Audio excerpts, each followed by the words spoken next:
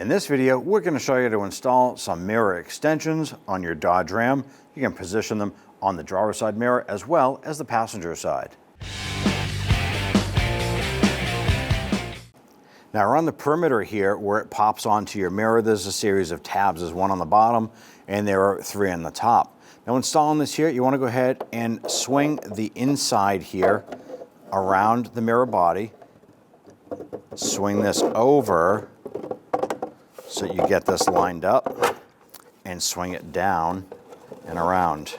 As this comes around, just simply push the bottom into place. These will snap on like so. Nice and rugged using your factory mirror with the extended piece. Go ahead and repeat for the passenger side.